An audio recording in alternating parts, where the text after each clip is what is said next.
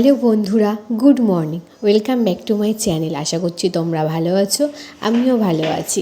রাকিস লাইফস্টাইলে নতুন একটা ব্লগে তোমাদের সবাইকে ওয়েলকাম। সকালবেলা প্রথমে চা বিস্কুট খেয়েছিলাম, তারপরে বোনকে একটু ডিম টোস্ট করে দিলাম, আর আমিও একটু ডিম টোস্ট করে নিলাম। আর এদিকে বোনের পছন্দের রান্না করছি বিরিয়ানি। ও বিরিয়ানি খেতে খুব ভালোবাসে, আমার হাতে কখনো বিরিয়ানি খাইনি, সেই জন্য রাজদীপকে বললাম আজকে আমি বিরিয়ানি বানাবো, তুমি সব কিছু এনে দিও। ও বললো ঠিক আছে। তারপরে দেখো মাংসটাও আমি কষিয়ে নিয়েছি, আর একটু মাংসতে বেশি করেই তেল দিয়েছি। দেখো পুরো লাল লাল করেছি, কারণ বিরিয়ানি করতে গেলে একটু তো তেল লাগবেই, সেই জন্য একটু বেশি করেই দিয়েছি। আর এদিকে পেস্তাটাও আমি মানে ওই যে কি বলে ওটাকে, পেস্তা পেঁয়াজ ভাজা, সেটা করে নিচ্ছি। আর এদিকে আমি দেখো দুধের মধ্যে কেওড়া জল, গোলাপ জল আর আতর, আর ওপর থেকে মাংসের যে তেলটা ছিল না, সেটা আমি তুলে রেখে দিয়েছি, বিরিয়ানির মধ্যে দেবো। বিরিয়ানিটা দেখো লেয়ার দিয়েছি, তোমাদের আর শেয়ার করলাম না কারণ প্রচুর দেরি হয়ে গেছে সকালবেলা। মানে এটা হচ্ছে সানডের ব্লগ, রবিবার। দুদিন আমি ব্লগ দিতে পারিনি, কারণ হচ্ছে একটু প্রবলেম হয়েছিল আমার, সেই জন্য তোমাদের সাথে ব্লগ শেয়ার করিনি। আর এদিকে দেখো বিরিয়ানিটাও রেডি হয়ে গেছে, খুব খিদে পেয়েছে, তাড়াতাড়ি খেয়ে নিই। আর বিরিয়ানিটা খুব টেস্টি হয়েছিল, আর দেখতেও খুব সুন্দর হয়েছিল। সামনে কিন্তু আসছি কোথায় পাগলাটা কোথায়?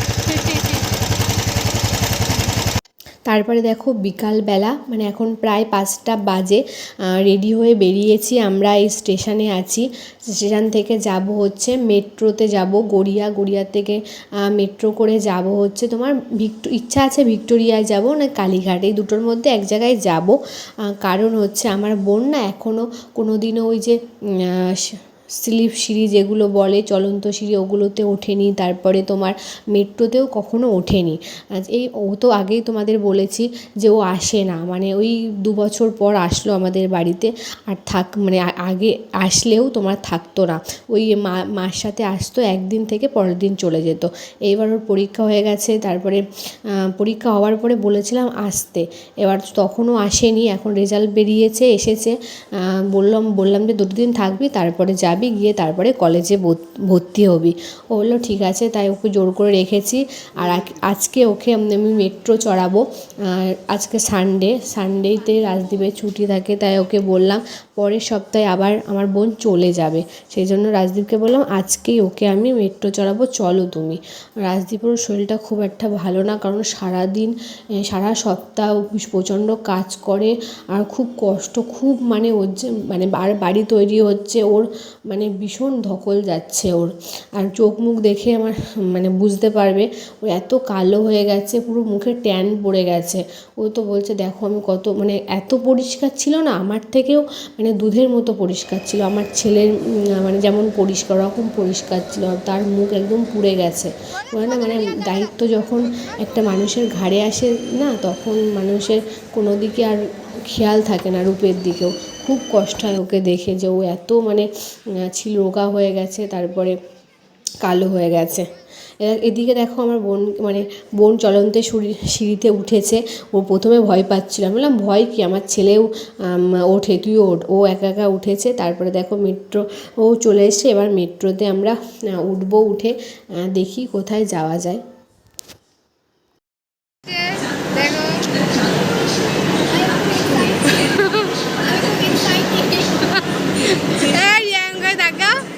I'm excited.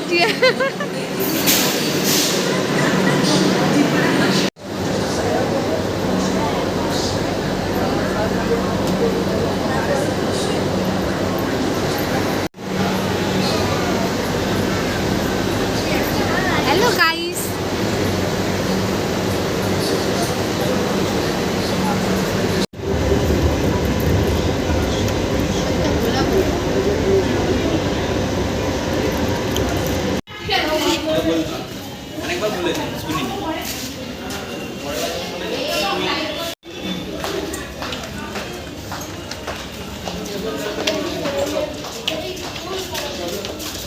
তারপরে দেখো মেট্রো করে চলে এসেছি আমরা হচ্ছে ভিক্টোরিয়া। এটা পেছনের গেট, এটাই সামনে পড়লো, সেই জন্য আগে পেছনের গেটে গেলাম। কিন্তু এখন তো ভিতরে ঢোকা যাবে না, মানে রাত হয়ে গেছে। আর সকাল সকাল আসেনি কারণ কেন জানো, মানে ওই দুপুরবেলা রান্না করতেও দেরি হয়ে গেছে বিরিয়ানি। আর হচ্ছে তোমার মানে ওই দুপুরবেলা এই গরমে না খুব কষ্টকর আসা ছেলেকে নিয়ে, সেই জন্য আমার বোনকে বললাম তুই ডিসেম্বরের দিকে আসবি শীতের সময়, তখন তোকে নিয়ে যাব।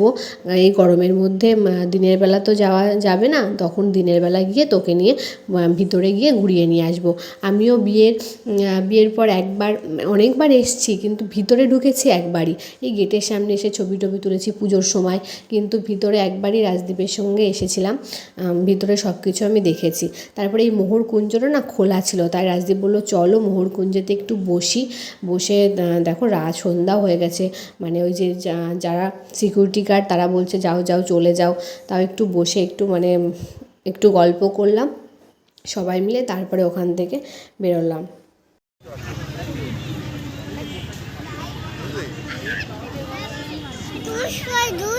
এই ওকে জুস দে, এই দেখা বন্ধ, এদিকে আমারটা ওর এদিকে দেওয়ারটা আগে আসছে। দেখো একটা সামনের গেট, আবার সামনের গেটে চলে এসেছি, ভাবছিলাম যাবো না, তারপরে রাজদীপ বললো চলো যাই, ওখানে ঘোড়াও আছে, ছেলে ঘোড়া টোড়া দেখলে খুব আনন্দ পাবে। আমি বললাম ঠিক আছে তাহলে চলো। তাই দেখো সামনের গেটে চলে এসেছি। এদিকে অনেকগুলো ছবিও তুলে নিয়েছি সুন্দর সুন্দর। আর এদিকে দেখো বাদর খেলা দেখাচ্ছে কি সুন্দর।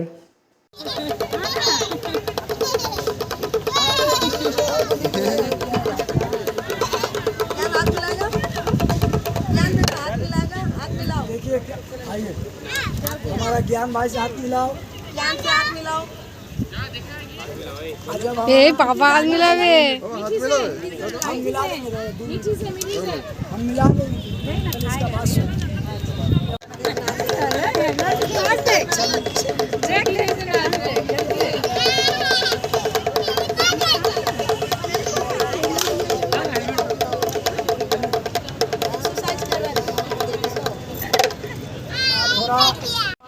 इस तरह लंका पार किया, बम बम बोले।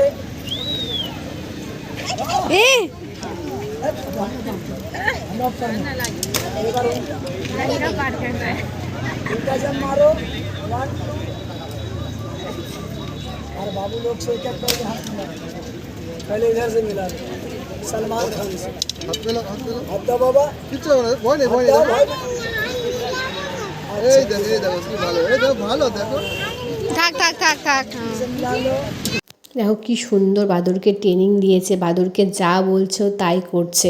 আর কি সুন্দর খেলা দেখাচ্ছে। আমার সন্টা বাবা তো খুব আনন্দ করছিল, কিন্তু কিছুতেই মানে হাত মেলাবে না। অন্য বাচ্চারা কি সুন্দর হাত মেলো, কিন্তু ও না ভয় পাচ্ছে, ও হাত একদমই মেলালো না। আর এদিকে দেখো ঘোড়া দেখে ছেলে বলছে ঘোড়ায় চড়বো আমি, আর খুব আনন্দ পেয়েছে। আর এদিকে দেখো আবার মেট্রো স্টেশনে চলে এসেছি, এবার মেট্রো ধরে বাড়ি চলে যাব। খুব টায়ার্ড লাগছে, সকাল থেকে প্রচুর খাটনি হয়ে গেছে। তারপরে সামান্য একটুখানি শুয়ে তারপরে আবার রেডি হয়ে চলে এসেছি। দেখলেই বুঝতে পারছো মুখ চোখ দেখে খুব ক্লান্ত। আমার সন্টা বাবা দেখো মানে সব যেখানেই যায় সেখানেই মাতিয়ে রাখে, ওর একটু এনার্জি মানে লস হয় না, ফুল এনার্জি। মেট্রোতে উঠে সবাইকে হাসাচ্ছে, আর কেমন পেছন দোলাচ্ছে, কোমর দোলাচ্ছে, দেখো সবাইকে দেখাচ্ছে। আর ও সবাই মিলে মানে সবাই ওকে ডেকে ডেকে আদর করছে। The next station is Gitanjan. For Nagtala area, platform is on the left side.